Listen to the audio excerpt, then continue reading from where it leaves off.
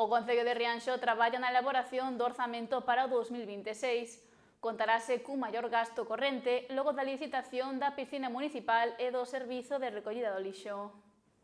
Avanza o ano e o Concello de Rianxo traballa co orzamento prorrogado do 2024. O alcalde do municipio, Julián Bustelo, apunta que ao longo deste exercicio vense executando o presuposto aprobado hai prácticamente un ano e sinala que está acorde ás necesidades que ten a localidade neste momento. Bueno, neste momento por distintas circunstancias, tamén disponibilidade de medios técnicos, etcétera, fomos enfocando máis en avanzar o camiño cara ao ano 2026, coa expectativa de, bueno, no marco da entrada do ano 26, ter ese orçamento xa para avanzar, non? Ademais, unha das razóns, a parte esta que comentaba, da disponibilidade de medios técnicos, unha das razóns que nos fixo tomar a decisión de prescindir este 2025 da presentación duns orzamentos foi que hai distintos procesos de licitación en marcha, non? Como pode ser a da piscina municipal ou o servizo de recollida de lixo, cuestións que están en marcha e que espera se resolvan antes de acabar o ano, xa que afirma suporán un impacto orzamentario importante. Diferentes axustes, por tanto,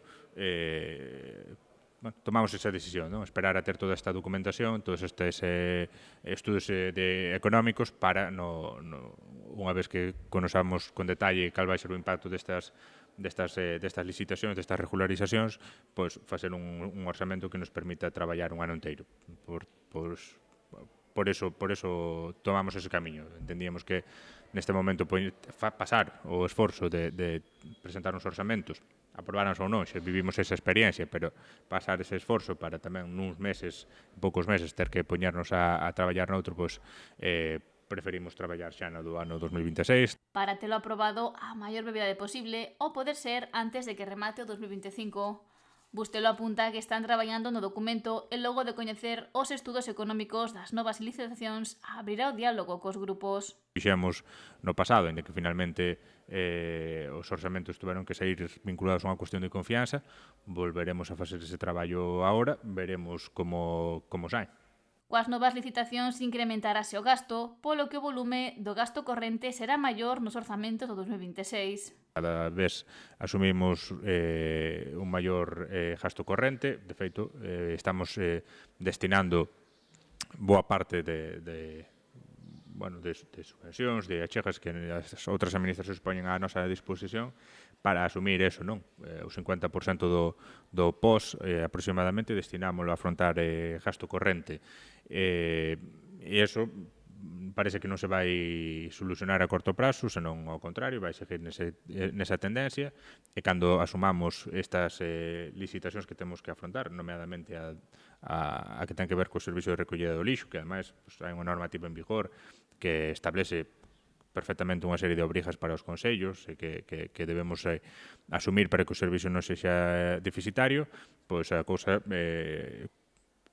complicarase aínda máis. Ten que están axustando o gasto onde poden facelo, sobre todo recorrendo os ingresos extraordinarios. Polo momento non se modificou ninguna ordenanza nin se incrementaron os impostos para non afectar os petos dos veciños. Pretendemos seguir nese camiño, pero é complicado, porque efectivamente o gasto cada día vai a máis, coa situación de incertidume a nivel global, pois podemos atoparnos con que volvamos a ter picos importantes no que ten que ver co prezo da enerxía, etcétera.